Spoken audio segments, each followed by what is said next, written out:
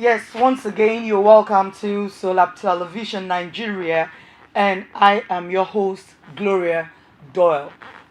In the spirit of what is going on in Nigeria, we are still debating and discussing about the End SARS protest and ash and police brutality that has been going on in the nation since the 8th of October 2020.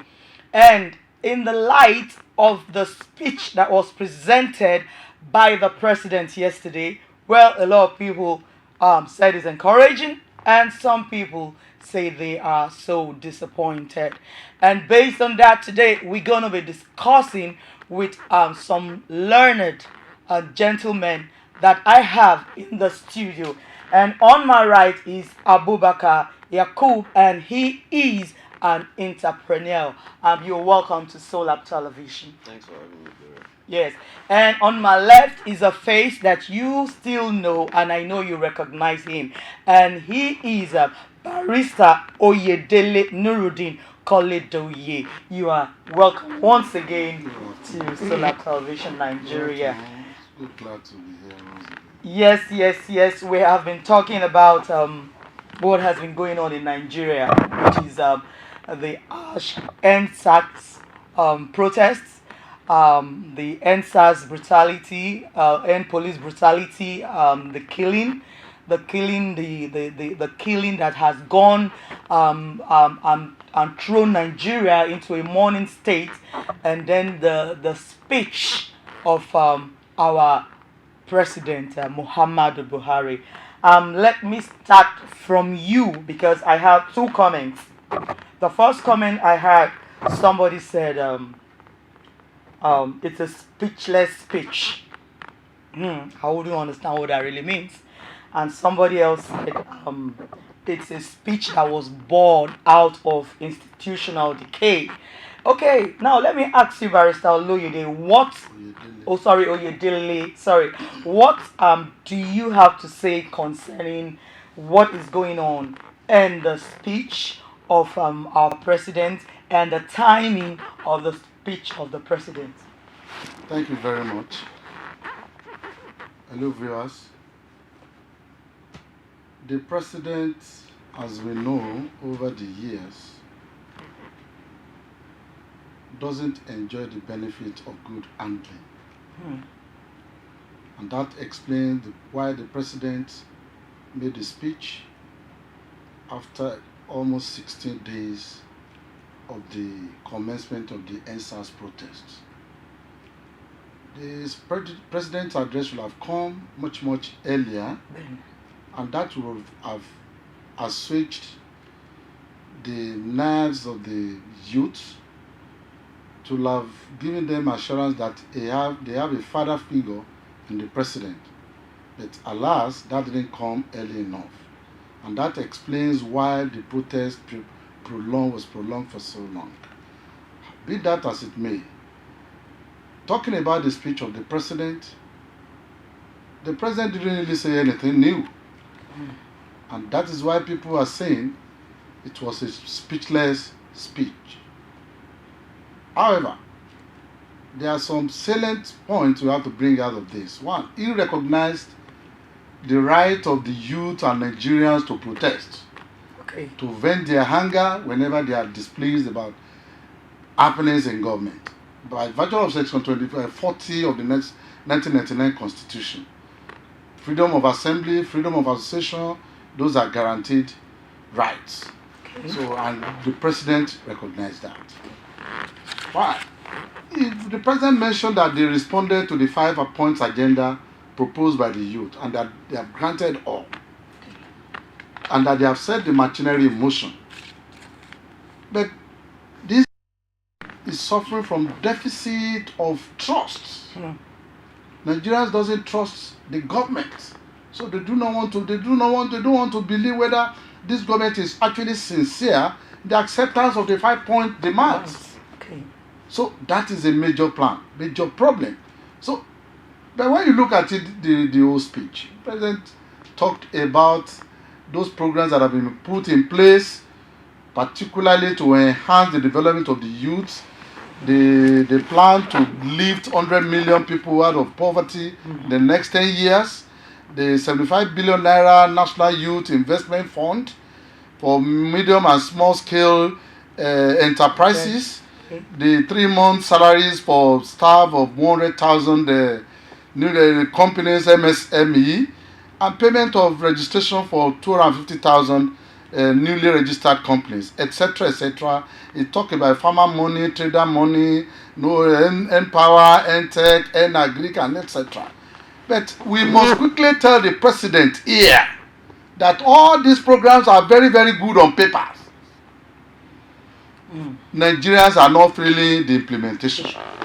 Okay, I'm going to ask you the next question, Mr. Alaji Abubakar. Yeah, Yakubu. All right. I was listening to the news, and a retired major general made the statement. He said, "What the problems we are facing in Nigeria here is institutional decay. That's the fundamental problems we are facing in Nigeria." How do you reconcile that with the speech of the president yesterday? Thank you very much again. You see, shortly after the president's speech last night, the former senator from Kaduna Central, Shehu Sani, tweeted, Okay. "You wanted a speech, you have a speech, now you are speechless." You see, police brutality did not start today. Yes. As a matter of fact, police brutality go way back, pre-independent. So it's not far-fetched when the retired general said it's an institutional problem. Okay. It's actually an institutional decay. When you look at the trend, how things have been going, you look at how we metamorphose into What we have to democracy, be. and democracy is 21 years old today, and you begin to ask yourself, when are we going to get it right? The British rule came, they oppressed us. The relationship was a master-slave relationship. Who took over from these guys? What were their experience as leaders? These are the only people they've seen as leaders, the master and slave. Yes. They took over from them. These are the people they have only been studying all their life. And you expected them to come and lead. They don't have that mentality of leadership. The only thing they know, a man is always a victim of his immediate environment. Yes. The only thing they know, the only kind of leadership they know, is what they inherited from the Britain. And then the military came in. We all know the military. All they do is force, and force. And then democracy. If we are not careful, the youth are clamoring for governance. They want to take over the governance. But the truth is this: does these youth know what they want to do with the governance? Because what have we seen all our life is this same set of leaders. Have we been able to raise a new crop of leaders that will be able to move this country forward? These are fundamental questions we should be asking ourselves. So the man is not far from it when he said this is an institutional decay. Okay. Wow. Yesterday, I saw CNN Amapo interviewing Falz, bad guy. He's an artist, and I guess he's equally a lawyer. And from the response from that, I knew that a lot of people, commended him on his response to the questions that were thrown at him. Based on what you said, if the youths are given the opportunity to govern now, you don't believe, or do you believe? I think I'm going to be asking you because you're elderly, barrister. Do you think that if the youths actually get what they are clamoring for, that they will be able to handle Nigeria and push Nigeria forward? Yes, I believe so. Okay. And strongly so. the Nigerian youths, they are not like when we were growing up. Lots of opportunities they have now. Lot of exposure they have now. What they really need, they will just need some measure of guidance to be able to see through. The president of France, the guy was 37. Clinton was 44 when he became American president. Donald Duke of Cross River State, yes. he was 36. And he did well. And he did well. Given the opportunity, I want to believe. There are so many of us. I cannot, our own children, some of the things, some of our children, they talk to us, they discuss with us. Mm-hmm. You will know very well that they have the wherewithal to lead the country. The only challenge we have is the recycling of leaders. Recycling of leaders. The newest person who has ever ruled, the two newest person who has ever ruled us since independence were Jaradwa and Jonathan. Yes.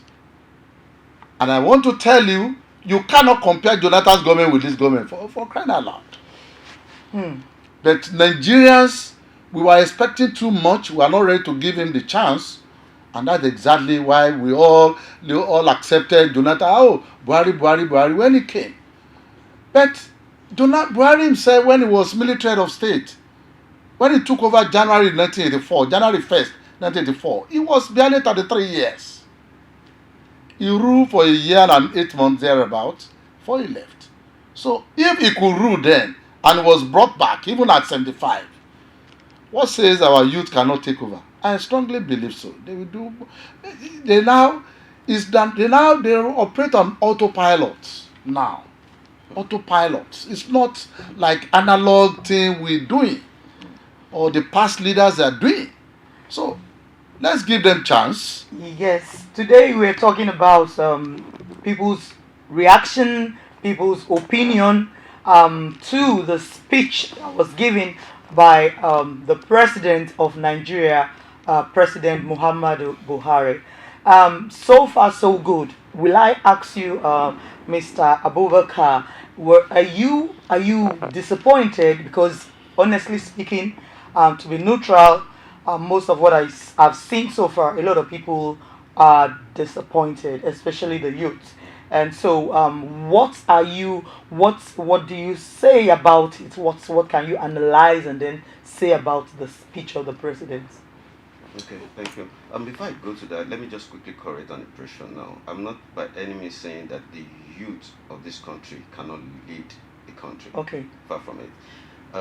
Even when a pilot go in an airplane and then after getting to the destination, before he will go home or drive the car, he needs to be debriefed. Yes. And I think our youth need to go through the process of debriefing and help us get away from the shackles of the kind of leadership we've experienced all our life before we will be able to move forward. For every Donald Duke, for every Macron we have in Nigeria or outside Nigeria, we've also had Gabriel Susan, Yaya Bello, the Dimeji Bankole, name it all. These were youth, relatively youth when they go into the realms of power. How did they manage it? So if we were able to get people that will be able to take us forward, we need to tutor them towards good leadership and show them what good leadership is. And back to your question, I'm not disappointed, unfortunately, with the speech of the Mr. President. Wow. Not just Mr. President alone, it has gotten into our system and is sitting so deep right now that we don't have empathy for humans anymore. Why people were crying for what happened at the Lekki toll gate on Tuesday, the president did not for once mention it in the speech. It's a norm. Yeah. The only thing that is not norm there is a state asking its own military to go and open fire on our own citizen. That is the only thing that seems to be a little bit off there. Just the same Tuesday, on Wednesday, 20 people were killed by bandits in Zamfara State. Go to the newspaper headline. You just see a fainting of it maybe in the middle of the paper. It's no longer, human life is killing in Nigeria. We are becoming too used to it. There is no longer sensational for you to hear 20 people were killed. He equally did not mention that in his speech. These are Nigerians too. These are human beings. Every other day people die in the northeast for the past 15 years. Our military are unable to do anything about it. They have not recorded a relatively victory that we could be proud of. Yet you ask the military to go and open fire against innocent, harmless protesting youth in Lekki Tollgate. And then the military came out through Major General Eneshe and debunked that never happened. They think we are stupid. This is no longer a business as usual. This was not the Nigeria of yesteryears. If the mainstream media cannot go there and cover what is happening, we have social media. Are you telling me that you opened guns on people and armor tanks on people, firing in darkness, and people still have the guts and say, show us the body of the dead before we can know that people really died? Were they shooting to injure? Did they have infrared on their head and they are just targeting legs? Who were the people Governor Sanwo-Olu went to visit in Redington and Lagos Island Hospital? Who were they? Are these not the injured people from the protest? So who were those people? If truly General Eneshe can go and grant an interview or make a press conference that the ministry were not there, we should all be afraid in this country. It then means that just like the henchmen, we have unknown henchmen coming through Mali, Burkina Faso to come and attack our people, so-called. That means we have an unknown military coming from other countries to come and invade our country. Because if our military don't have the account of the military that are there, so who are these military men that killed that shot our people there? So we are in a deep problem in this country if we keep our military keep lying to us. Again, whenever the military talk to this or any government official, as the case may be, we the youth, and I'm speaking for the youth today, we take it with a pinch of salt. You know why? They've lied to us so many times, and the level of their impunity, it can't go lower than this. I mean, we are lower than a pawn scum as it is right now. Several times they've come out to say they've killed Shekau. A week or two after, the man will come out again, and nobody ever came to apologize for that. Nobody lost their job. This is the height of impunity. Wow. Barrister Uyedele, I asked a question and I'll keep asking the question. How do we reform Nigeria? How do we reform Nigeria based on the speech that was given by the president yesterday? Because I can tell you what I just did all through yesterday was just focus on people's reaction, and I have found out that a lot, even from the government officials, I found out that a lot of people are disappointed. So based on the speech of the president, because the speech of the president is supposed to be a speech that is supposed to move the country forward. You understand? Console those that were affected. You understand? And then try to see how we can make an atonement for everything that went on, that has been going on in Nigeria. So based on this speech, what can you say? Is there a hope for a reformation of Nigeria, or we're still living in lost hope? Thank you very much. That question is very, very important. The formation of Nigeria starts to be holistic. But what we heard from the president, his president's speech, is just too low. Though I was not disappointed. I wasn't disappointed. I wasn't expecting much from him, really. Because we have a president who is far from the people, who has shown that he's not on top of his government. He's not on top of his administration at all. I want to be, even the handlers, they are doing the greatest evil to the president and by extension to the citizenry. They are selfish, they are not patriotic, and they are not telling the president the truth. So the president is so far from the people, and that informs the speech he delivered. He's so hollow without content. He didn't talk about the Lekki massacre. Even when Ashwaju admitted that live bullets were used on the people, he admitted. Some people still went about denying that people didn't die. That is so satanic. And it is not unexpected anyway. So now, how do we reform the country? The government, the president didn't give up. I was expecting that the president will recall the budget he has placed before the National Assembly. He will recall the budget, increase budgetary allocation to education, increase budgetary allocation to health, increase budget allocation to the police. Why would they promise? How can the president promise us that they're going to increase salaries? Where would they get the money without budgetary allocation? So I expected that the president should have recalled the budget. He should have told us that he will recall the budget and make adjustments so that all these demands of the youth can be accommodated. Now, how do we reform? We need sincerity from the president. Unfortunately, it does not even have the fact of what is going on. That's number two.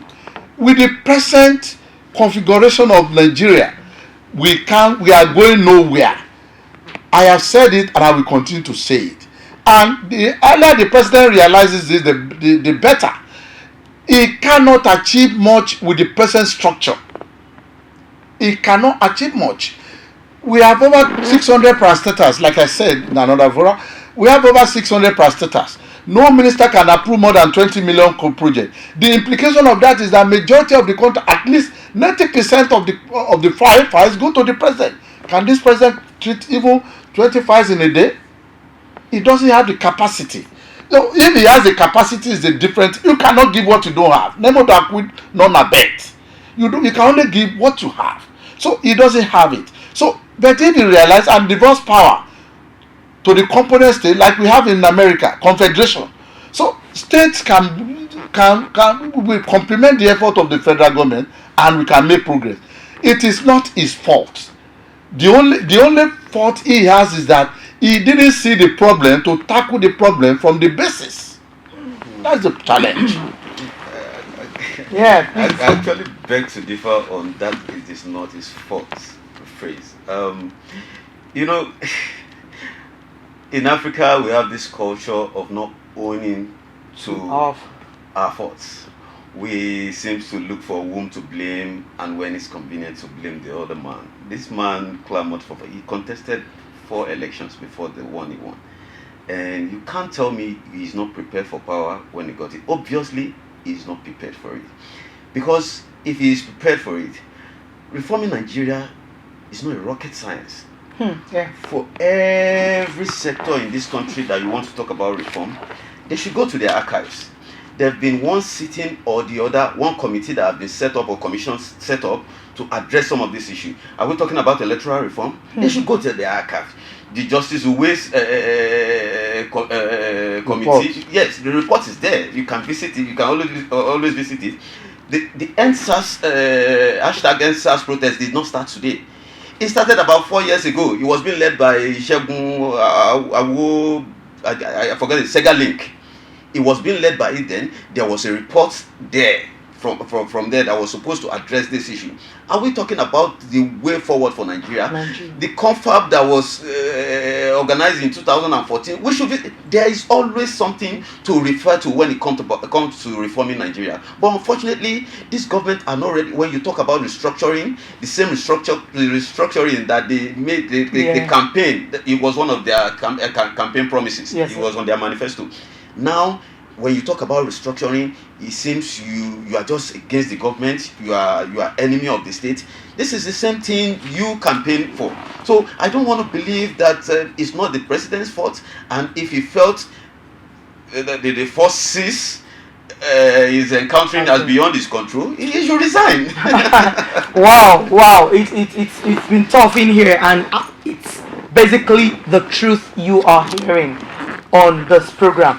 And right now, before we go to our powerhouse, if you want to join us, you want to contribute, and then you want to ask us questions, you can ask us on 0706400 219. And if you want to be a part of Solab Communication and Solab TV, you can equally reach us on 0706400329 and 0706400279. The program is Solab Chat Room, and we'll be back.